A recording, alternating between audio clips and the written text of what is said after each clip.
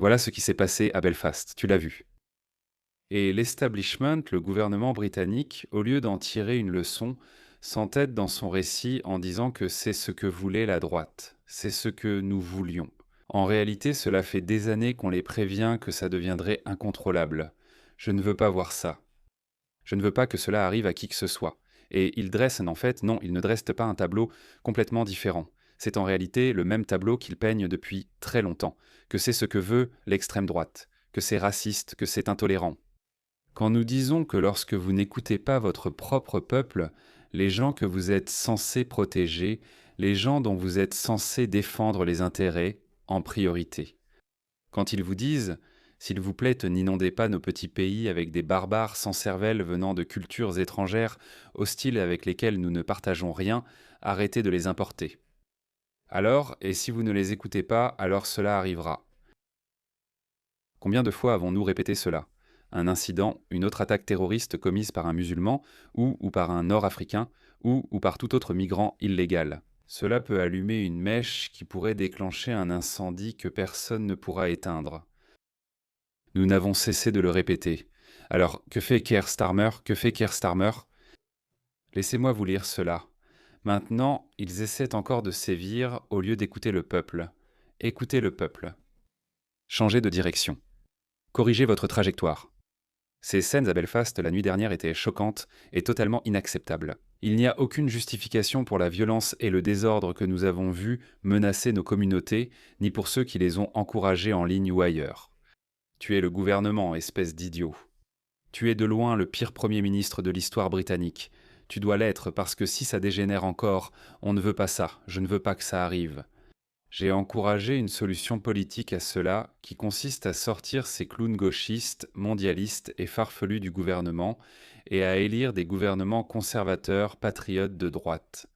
Parce qu'il est clair que des personnes ont été ciblées la nuit dernière à cause de leurs origines, et nous ne le tolérerons pas.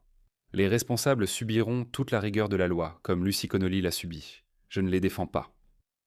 Ce ne sont que les symptômes de la maladie que ces personnes ont infligés à nos sociétés, en particulier au Royaume-Uni. C'est ce contre quoi nous vous avons prévenu. Regardez, il en fait une question de race, alors que ce n'en est pas une. C'est une question politique qui est bien plus complexe que ces suprémacistes blancs ne veulent pas de personnes non blanches dans leur pays. Où ont eu lieu ces émeutes? Je sais que l'Irlande et l'Irlande du Nord, c'est différent. Je vous dis, ça va aussi arriver en Angleterre. Ça va arriver en Grande-Bretagne même, parce qu'ils ne comprennent pas la situation. Ils ne voient sûrement pas la réalité en face. Ils ne savent pas ce qui se passe autour d'eux parce qu'ils sont tellement dogmatiques dans leur système de croyances idéologiques mondialistes qu'ils ne sont pas prêts à entendre le moindre point de vue alternatif. Laissez-moi vous montrer à quel point c'était une question de race. Je suis sûr que vous avez vu cette séquence vidéo où une famille non irlandaise s'enfuit d'une maison en feu et saute à l'arrière d'une... Je suis sûr que vous avez vu cette séquence vidéo où une famille non irlandaise s'enfuit d'une maison en feu et saute à l'arrière d'une ambulance ou quelque chose comme ça. Vous avez sûrement vu cette séquence, mais regardez ceci. C'est ça, c'est ce qu'on dit, c'est exactement ce qui se passe quand des troubles civils commencent, quand l'anarchie s'abat sur votre société. C'est exactement ce qui se passe. Il n'y a pas de spectateurs innocents. Tout le monde est englouti là-dedans. Et regardez ça. Regardez ce pauvre homme non blanc dont la maison a été incendiée. Est-ce un homme non blanc? Non. C'est exactement ce qu'on vous dit. Ce n'est pas seulement une question de race, c'est une question politique. Les gens en ont assez d'importer des personnes qui n'ont pas leur place dans ce pays. Et quand vous ne les écoutez pas, voilà ce qui va arriver. Encore une fois, je n'approuve pas cela. Je vous préviens, et je ne suis pas le seul. Vous devriez agir au lieu de faire passer pour fous les gens en colère. Ce n'est pas la bonne façon d'exprimer votre colère. Je dois le répéter encore une fois. Je n'approuve pas cela, mais c'est de votre faute. Cela va arriver partout. Cela va arriver en Australie si notre gouvernement libéral et woke complètement dingue d'Anthony Albanese ne comprend pas et continue d'inonder l'Australie de migrants venant d'autres cultures. Je ne dis pas que cela arrivera demain en Australie, car le pays a du retard, mais prenez exemple sur le Royaume-Uni. Ces politiciens importent ces divisions. Ils importent ces problèmes qui n'existaient pas il y a 10 ans. C'est son gars, juste là-bas, et il regarde la maison brûler. Qu'est-ce que ça te fait? Ah, Mais ce n'est pas si grave. 13 ans ici, et c'est parti. Tout est fichu, n'est-ce pas? La maison entière est complètement détruite. De haut en bas, tout a littéralement disparu. Et est-ce que... As-tu vu des images? Je veux dire, tu étais de l'autre côté de la route en train de regarder ce qui se passait? Oui, la voiture était là avant l'incendie. C'était une voiture rouge. Je l'ai revue plus tard et je lui ai dit, c'est ma maison, ça va prendre feu. Je savais que ça prendrait feu. Donc ils étaient en train de mettre le feu à la voiture. Mais alors clairement. Et puis celle-là, là-bas... Voilà. Donc voici Jamie Corey, un jeune Irlandais d'East Belfast qui a perdu sa maison après 13 ans, voilà. Il n'y a pas de spectateur innocent. Tout le monde sera pris dans ces troubles civils causés par nos gouvernements de gauche et notre establishment dirigé par cet homme horrible. Horrible. C'est un être humain horrible. Il est tellement avide de pouvoir que, vous savez, malgré avoir subi l'une des pires défaites lors des élections locales en termes de pourcentage perdu par rapport à ce qu'ils avaient en avant, et puis l'avoir perdu, il est toujours là. C'est un dictateur, c'est un tyran, c'est un aspirant tyran. Et pourquoi est-ce que je dis que cela va continuer à se produire? Je suis en fait surpris que cela n'arrive pas plus souvent. Ce n'est pas que je veuille que cela arrive, mais je suis surpris que cela ne soit pas arrivé plus souvent. Une distinction a été faite. Le 7 juillet est arrivé sans émeute. L'attentat de la Manchester Arena a eu lieu sans provoquer d'émeute. Lee Rigby a été décapité par un musulman criant « Allah Akbar » sans émeute. Des synagogues ont été attaquées, toujours sans émeute. La seule fois où nous avons vu des émeutes au Royaume-Uni, c'était après le massacre de Southport. Et regardez comment ils y ont répondu. Et maintenant, certaines manifestations ont dégénéré après la mort de Henry Nowak. Donc le massacre de Southport a eu lieu il y a 2 ans. Henry Nowak est apparu, enfin, nous en avons entendu parler, pardon. Cela a attiré notre attention il y a seulement 1 semaine. Et il y a eu des manifestations à Southampton qui ont dégénéré en émeutes. Et puis ceci est arrivé. Quelque chose me dit que ces manifestations, qui risquent de se transformer en émeutes, vont devenir plus fréquentes dans les semaines, les mois et les années à venir. Parce qu'à ce qu'il paraît, le gouvernement ne pense pas à corriger le cap. Ils ne vont pas changer de cap. Ils ne sont pas sur le point de commencer à écouter le peuple, Ils ne vont pas faire ça.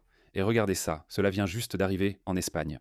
Vous savez, l'Espagne a importé des millions de Nord-Africains et d'Africains subsahariens, des personnes qui n'ont rien en commun avec la civilisation ou les valeurs occidentales. Et Pedro Sánchez, un pantin mondialiste, a accordé la citoyenneté espagnole à un demi-million de ces migrants illégaux, ou les a légalisés. Donc ce sont les nouveaux Européens qui pourraient venir en Australie, d'ailleurs, dans le cadre de l'accord de libre-échange du gouvernement albanais avec l'Union européenne. Donc ces Européens d'Afrique subsaharienne, qui ne parlent pas un mot d'anglais, ni probablement d'espagnol ou d'une autre langue européenne, pourraient en venir en Australie. Ils viendront en Australie. Et combien d'entre eux vont faire ce qui vient de se passer à Belfast? Si vous faisiez venir 100 Norvégiens et si vous faisiez venir 100 personnes d'Afrique subsaharienne ou d'Afrique du Nord avec des cultures étrangères en Australie, qui pensez-vous commettrait le plus de crimes? Et ce n'est pas quelque chose, je ne vous demande pas d'imaginer quelque chose de totalement inconcevable. Melbourne n'est-elle pas déjà ravagée par des gangs soudanais ou des gangs de jeunes Africains, comme ils aiment les appeler? Nous sommes témoins d'un type de criminalité en Australie que nous n'avions jamais vu auparavant. Je l'ai déjà dit, même au plus fort de notre guerre des gangs, le underbelly. Je ne sais pas pourquoi on l'appelle ainsi, sûrement à cause de la série télé. Même lorsqu'un membre de gang voulait éliminer un membre d'un gang rival, il attendait qu'il sorte de chez lui avant de lui tirer dessus. La culture du cambriolage n'existait pas en Australie. Nous n'avons pas ces barreaux en fer aux fenêtres. On n'a pas ça en Australie. Nos fenêtres sont fragiles. N'importe qui pouvait simplement pousser et entrer. Pourquoi? Parce que les gens ne cambriolent pas nos maisons. Mais depuis que nous avons accueilli des personnes d'Afrique, notamment du Soudan, combien d'intrusions à domicile ont eu lieu? Et nous n'avons même pas le droit de porter une arme pour nous défendre. Combien? Donc cela va arriver à l'Australie. Désolé, je m'égare. Regardez ceci. Cela vient juste de sortir. 4 hommes afghans accusés d'avoir violé une adolescente pendant plusieurs heures à Bristol. Oui. À Bristol, c'est arrivé. Cela vient juste de sortir. En fait, c'est arrivé il y a quelque temps déjà. Et encore une fois, ils ont essayé de le cacher. Mais maintenant, ils ne peuvent de plus parce qu'une fois que l'affaire va devant le tribunal, ils sont obligés d'en parler ou les médias peuvent s'en emparer. La victime était sortie avec des amis à Noël dernier, en décembre. Elle a alors été abordée par Merab Safi, un musulman qu'elle ne connaissait pas, selon le jury. Il a demandé à la victime de l'ajouter sur Snapchat avant de lui demander de lui envoyer des photos d'elle, nue le 28 novembre. Safi aurait réservé un taxi pour la jeune fille de 17 ans, la conduisant de son domicile dans le Somerset à Bristol 2 jours plus tard. Ces filles sont donc évidemment vulnérables, ce sont des enfants. Nous ne pouvons pas les laisser manipuler ces filles. Elle a moins de 18 ans, c'est une enfant. C'est un viol sur mineur, son consentement ne compte pas. Si elle se fait piéger pour avoir des relations avec quelqu'un et qu'ensuite il l'attend là avec ses amis pour la violer, c'est un crime. Toi, la police et le reste de la société ne pouvaient pas dire « Eh bien, ces filles l'ont cherché ». Vous ne pouvez pas dire ça. C'est ce qu'ils ont fait. C'est comme ça qu'ils ont manipulé les victimes des réseaux de prédation. Ils disaient « Ces filles étaient en facile, elles le voulaient malgré leur jeune âge ». Aux premières heures du matin, elle a d'abord été déposée dans une zone industrielle du sud-ouest de la ville où Safi et Habib El l'attendaient. Et ensuite, ils l'ont agressée. Bref, ce n'est qu'une histoire parmi tant d'autres, d'accord? Combien de choses comme ça se passent et à quelle échelle? Et ensuite, ils disent que les gens ne devraient pas être en colère. Maintenant, je sais que manifester est un droit légal. Participer à des émeutes, incendier des maisons, des ambulances ou des habitations n'est pas légal. Donc je ne le justifie pas, mais je ne vais pas non plus répéter le discours de l'establishment en disant que c'est tout, que c'est mal. Et nous n'allons rien faire d'autre. C'est ce qu'ils veulent. Ne disent-ils pas que le 7 octobre n'est pas arrivé dans le vide? Ces manifestations ou émeutes non plus.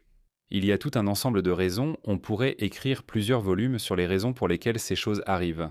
Regardez ça. Laissez-moi vous en montrer un autre. Où cela s'est-il passé? Je crois que cela s'est passé en Allemagne. Regardez ça.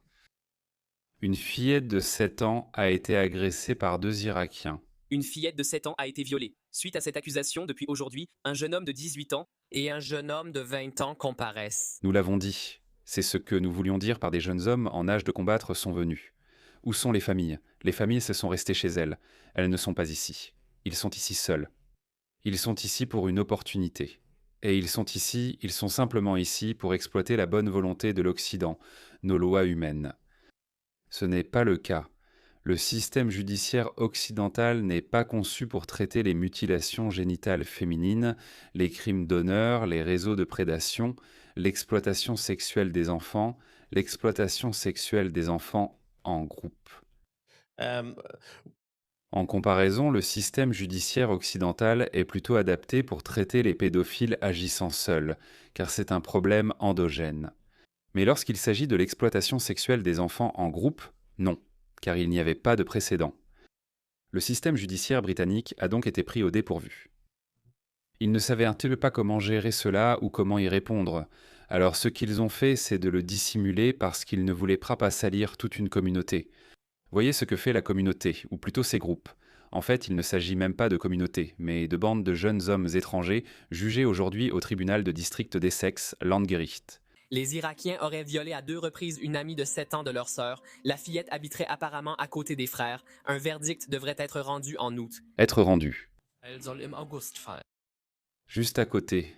Je suis surpris que nous ne voyions pas plus de ces manifestations. Et si vous avez une centaine de manifestations, alors bien sûr certaines de ces manifestations. Si ces manifestants sentent que le gouvernement ne les écoute pas, alors il est très probable que certaines de ces manifestations se transforment en émeutes. C'est pourquoi, dans une démocratie, vous avez le droit de manifester. Et en retour, vous êtes censé écouter ces personnes. Depuis combien de temps cela dure? Depuis 2014 ou 2015? Oui. Qu'ont-ils fait? Comment ont-ils réagi à cela? Même aujourd'hui, des canaux pneumatiques remplis de ces hommes étrangers hostiles en âge de combattre arrivent sur les côtes britanniques, sur les côtes européennes. Ils arrivent. Le gouvernement affirme « nous ne pouvons rien faire à cause de la CEDH. Mais si vous protestez, on vous accusera encore. » Comme je vous l'ai montré lors de ces émeutes, ils ne vont pas regarder si quelqu'un a la peau brune ou blanche. Comme je vous ai montré l'exemple de ce jeune Irlandais, Jamie Corey. Ce gars-là, il n'appartient pas à une minorité ethnique. C'est pourquoi nous continuons à vous dire que lorsque cela arrivera, quand les troubles civils commenceront, ce dont nous vous avertissons depuis de nombreuses années, il n'y aura pas de simples spectateurs innocents. La seule chose, au lieu d'en rajouter, au lieu de manipuler le public en colère, parce que oui, une petite minorité d'entre eux a provoqué des émeutes hier ou avant-hier à Belfast, mais il y a une mer. Il y a un torrent de gens qui arrivent comme un tsunami, en colère contre l'establishment, contre leur gouvernement. Quand ce tsunami vous frappera, alors ce que vous avez vu à Belfast se produira partout, et il n'y aura plus de simples spectateurs innocents. D'accord, je ne dis pas cela avec joie, je ne dis pas cela par ennui, comme si c'était ce que je voulais voir, parce que je sais que je pourrais aussi en être victime. Des gens qui me ressemblent pourraient aussi en être victimes. Pas forcément ceux qui me ressemblent, mais ceux qui partagent mes opinions. Si tu jettes de l'huile sur le feu, regarde cette femme. Il y a des agitateurs raciaux qui profitent pleinement de ça. Regarde ça. Comme Narendra Kaur. Des scènes horribles. Ils veulent juste des émeutes raciales, mais ce n'en sont pas. Je viens de te le dire. Ce sont des gens en colère qui en ont assez, qui sont fatigués de leur gouvernement qui ne les écoute pas. Les personnes noires et brunes vivent dans la peur depuis longtemps. Je t'ai montré qu'il y avait aussi une victime blanche, un citoyen respectueux des lois attaqué. Nous ne sommes plus en sécurité, notre sécurité n'est plus garantie. C'est sur le formulaire, regarde, ils en profitent. Mon point est que le rôle du gouvernement n'est pas d'agiter ou de rejeter la faute, même si les reproches sont fondés. Même dans ce cas, ce n'est pas le travail du gouvernement. L'opposition pourrait dire « Eh, tu sais quoi ? Ce que vous faites n'est pas juste.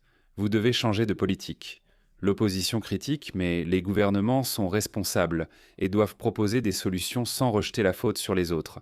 Donc ils ont vu que ce récit blâmait Tommy Robinson, blâmait Elon Musk, blâmait l'extrême droite, qualifiait cela d'émeute raciale, ça ne fonctionne pas. Les gens n'y croient pas, et ce récit se retourne contre eux car de plus en plus rejoignent l'autre camp et se mettent en colère. Alors à quel moment tu te dis « D'accord, peut-être que même si notre récit est justifié, il ne fonctionne pas, donc peut-être devrions-nous changer de stratégie ». Non, il ne change ni de stratégie ni de politique. Il persiste. Keir Starmer dit que ce sont des émeutes raciales. Est-ce que ce sont des émeutes raciales ? Je ne pense pas que ce soit des émeutes raciales. Je viens de te montrer. Et un homme irlandais blanc s'est retrouvé impliqué là-dedans. Et beaucoup d'autres personnes blanches vont se retrouver impliquées. Beaucoup de conservateurs et de personnes de droite, des blancs de droite, vont aussi se retrouver pris dans cette violence, si cette violence devient incontrôlable. Et nous avons des milliers d'années d'histoire. Quand les gens deviennent désespérés, de mauvaises courtes choses s'arrivent. Et à moins que nos élites, et évidemment le gouvernement britannique, quand je dis « nos », parce que les choses sont plus ou moins les mêmes partout dans le monde occidental, mais le Royaume-Uni est un État en première ligne. C'est l'État en première ligne où tout cela va se produire. Donc je ne pense pas que ce gouvernement va changer de cap. Je ne pense pas qu'ils vont changer leur politique. Ils vont s'entêter davantage à la suite des manifestations à Southampton. Ils ont arrêté des personnes qui ont lancé des cônes et des poubelles sur la police. Ils les ont arrêtés et condamnés dès le lendemain à 2 ans et demi, 3 ans. Un gars a lancé un cône, je ne le justifie pas. C'est stupide, je l'ai déjà dit. Pourquoi gâcher sa vie ? Il faut mobiliser politiquement. Ces émeutes n'apporteront rien. En fait, tu joues leur jeu, tu leur facilites la tâche. Et ça renforce leur discours, mais pas au point de changer l'histoire. Ils restent du côté des perdants parce que de plus en plus de gens rejoignent le camp de la droite. Mais regarde la rapidité de la justice quand il s'agit d'appliquer toute la rigueur de la loi contre les conservateurs, contre les gens en colère, contre ceux dont la colère est justifiée, une colère légitime. Probablement pas quand ils font des émeutes, mais ils ne vont pas changer. Il ne va pas changer de cap. Et j'ai le sentiment que les choses vont continuer à empirer, que ça va aller de mal en pis. Et oui. Et je suppose qu'on doit attendre jusqu'aux élections de 2029 et le monde entier regarde le Royaume-Uni parce que c'est le point zéro. C'est là que tout va se passer. Tout va se dérouler là-bas. Les guerres culturelles vont devenir une véritable guerre au Royaume-Uni.